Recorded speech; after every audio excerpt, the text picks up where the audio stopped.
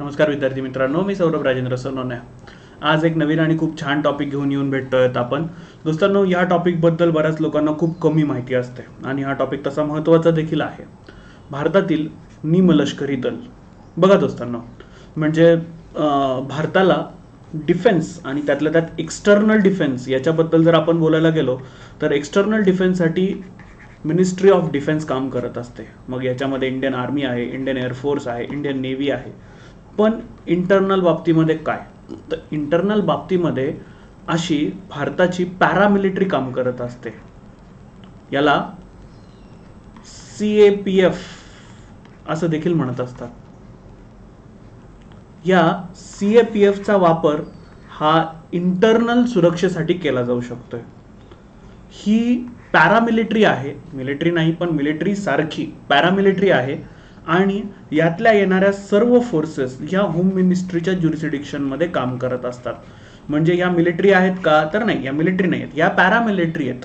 पण या मिलिटरी अनुसमान आहेत, यांची ट्रेनिंग मिलिटरी अनुसमान आहे आणि अजून महत्त्वाचं ते म्हणजे की या केंद्र सरकारच्या ज्युरिसडिक्शनमध्ये येत असतात. मिनिस्ट्री ऑफ होम अफेअर्सला ते स्वतःचं रिपोर्टिंग करत असतात. आता ह्याच्यामध्ये मग महत्त्वाचे कोणकोणते आहेत, तर त्या सर्वांविषयी आपण जाणून घेणार आहोत. अगदी प्रत्येकाविषयी आपण जाणून घेणार आहोत, त्यांचं ब्रीदवाक्य, त्यांचा जन्म कधी झालेला आहे इथपर्यंत. त्याच्यामध्ये जी सर्वात ट्रेंड फोर्स मानली जाते, भारतातले एअरपोर्ट, भारतातले पोर्ट, भारतातल्या ज्या अणुभट्ट्या आहेत ज्यांच्या ज्युरिसडिक्शनमध्ये असतात, ती महत्त्वाची CISF, central industrial security force. Second जे नंबरने सगळ्यात जास्त आहेत, CRPF. म्हणजे तुम्ही जर नीट बघाल तर आपण दहशतवाद्यांच्या विरोधामध्ये इंडियन आर्मीला सांगतो की तुम्ही आता घ्या यांच्यावरती कमांड म्हणून. पण भारतामध्ये जो नक्षलवादाचा प्रॉब्लेम होता, म्हणजे छत्तीसगड, त्याच्यानंतर महाराष्ट्र, त्याच्यानंतर झारखंड, त्याच्यानंतर वेस्ट बेंगॉल, इथे आपण CRPFच्या तुकड्यांना बोलवलेलं होतं. का, तो इंटरनल प्रॉब्लेम आहे आपला, हो की नाही. याच्यानंतर आपली प्राईम गार्डिंग फोर्स, तिचं नाव आहे BSF, बॉर्डर सिक्युरिटी फोर्स. म्हणजे अगदी मी तुम्हाला उदाहरण देणार आहे, तुम्ही लोंगेवाला विषयी ऐकलेला असेल, आपण बघणार आहोत लोंगेवाला विषयी आणि BSF विषयी. त्याच्यानंतर येते ती म्हणजे सीमा सुरक्षा बल आणि त्याच्यानंतर येते ती म्हणजे ITBP, Indo Tibet border police force.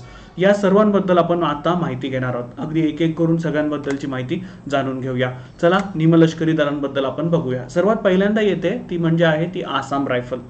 Assam रायफलचा जन्म हा सगळ्यात जुना आहे, म्हणून मी त्याला सगळ्यात आधी घेतलं. 1835चा आसाम रायफलचा जन्म आहे. त्यांचं नाव अनेकदा बदलण्यात आलेलं आहे, अनेकदा त्यांचं नाव चेंज झालेलं आहे. पहिले काय नाव होतं त्यांचं, आसाम फ्रंटियर पोलीस, नंतर मग आसमा मिलिटरी पोलीस, त्याच्यानंतर मग eastern Bengal and Assam military police या नावानं त्या ओळखल्या जाऊ लागल्या.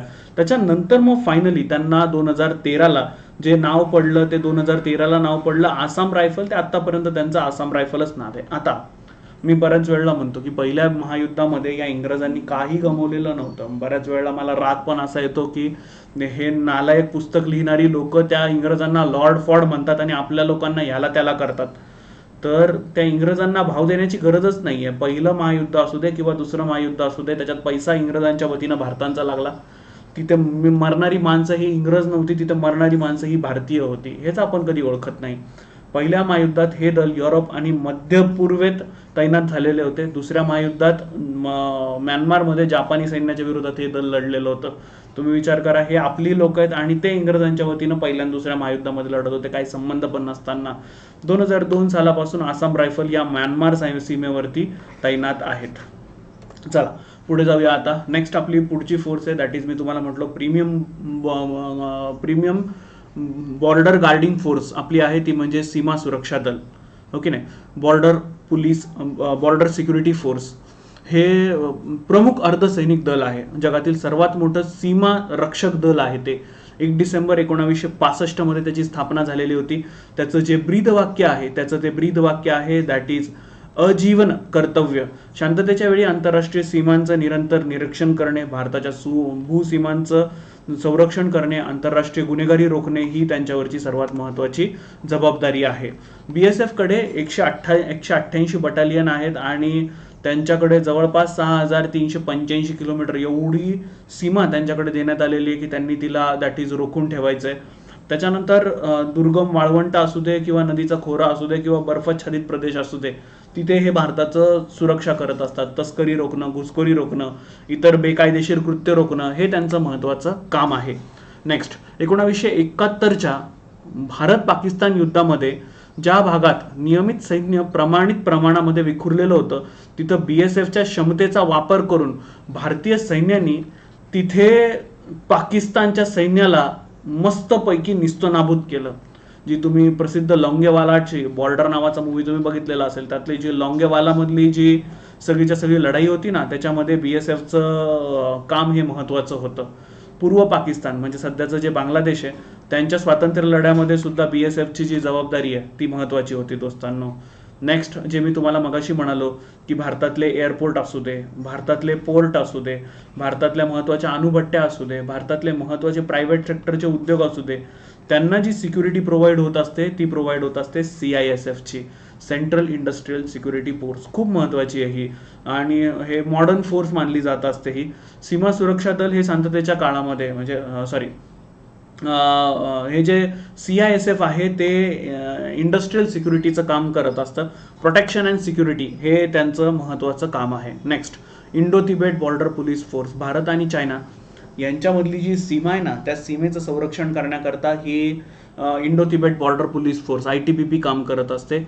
24 October 1962 Indo Tibet border police फोर्सची स्थापना करण्यात आली. 1962च्या युद्धानंतर आपल्याला खरंच गरज पडलेली होती की इंडिया चायना जी बॉर्डर आहे ती सिक्युअर नाही आहे. हिंदी चीनी बायबाईच्या चक्करमध्ये आपण 1962च्या युद्धामध्ये तोंडावरती पडलो. आपले जवान त्याच्यामध्ये खूप सारे शहीद झाले.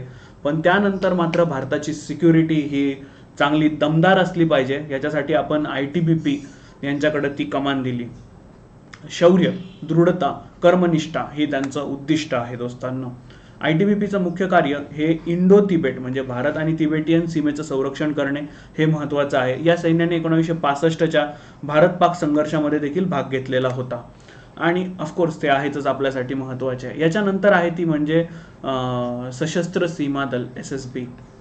महत्त्वाची आहे दोस्तांनो. तुम्ही हे नाव ऐकलेलं असेल बघा. म्हणजे आपण जसं मगाशी डिफेन्सबद्दल बोललो तसंच इन्फॉर्मेशन देखील साठी आहे बघा. म्हणजे एक्सटर्नल इन्फॉर्मेशनसाठी आणि सिक्युरिटीसाठी रॉ काम करतं, रिसर्च अँड ॲनालिसिस विंग. पण त्याच वेळेला इंटरनलसाठी IB काम करत असतं. हे जे सशस्त्र सीमा बल आहे ना ते कोणाला फोर्स प्रोव्हाइड करत असतं तर ते दॅट इज रॉला फोर्स प्रोव्हाइड करत असतं. त्यांना लोकांना मनुष्यबळ देणं हे त्यांचं महत्त्वाची जबाबदारी आहे. भारत चीन युद्धानंतर 20 डिसेंबर 1963ला या महत्त्वाच्या गोष्टीला आपण काय केली, सुरुवात केली. आणि या दलाचं काम, सशस्त्र सीमा दलाचं काम आहे की दॅट इज जिथे जिथे गरज पडेल तिथे तिथे चांगलं ह्युमन रिसोर्स प्रोव्हाइड करणं आणि जेव्हा जेव्हा गरज पडेल तेव्हा तेव्हा भारताच्या सुरक्षेसाठी उपलब्ध असणं. CRPF मी तुम्हाला आत्ता मगाशी सांगितलं की आपण जे आतंकवादी आहेत, टेररिस्ट आहेत त्यांच्या विरोधामध्ये आपण इंडियन आर्मीला कॉल करतो. पण आपण जिथे जिथे जवळ गरज पडतीये इंटरनल प्रॉब्लेम्समध्ये त्या इंटरनल प्रॉब्लेम्समध्ये आपण CRPFचा वापर करत असतो. सेंट्रल रिझर्व्ह पोलीस फोर्स हिचा वापर आपण करत असतो. या CRPFची जबाबदारी महत्त्वाची आहे दोस्तांनो. 26 जुलै 1939ला तिचा जन्म झालेला आहे. सेवा आणि निष्ठा हे तिचं प्रमुख आणि महत्त्वाचं काम आहे. हे ऑफकोर्स या सगळ्या फोर्स ज्या आहेत त्या होम मिनिस्ट्रीच्या ज्युरिस्डिक्शनमध्ये काम करत असतात. 29 जुलै 1939ला ब्रिटिश शासनाअंतर्गत हे दल लागू करण्यात आलं, अस्तित्वात आलं. भारतीय स्वातंत्र्यानंतर 2 डिसेंबर 1949ला CRPF कायदा अस्तित्वात आला आणि सध्याच्या कंडिशनला तिथे 230 बटालियन आहेत. दोस्तांनो, आय होप तुम्हाला हा व्हिडिओ मस्त वाटला असेल, आवडला असेल तर त्याला लाईक करायला विसरू नका. खाली आपलं टेलिग्राम चॅनल आहे त्याला जॉईन करायला विसरू नका म्हणजे तुम्हाला असेच नवनवीन व्हिडिओ भेटत राहतील. चला तर मग आता परत नवीन व्हिडिओमध्ये भेटूया. तिथपर्यंत जय हिंद, जय महाराष्ट्र.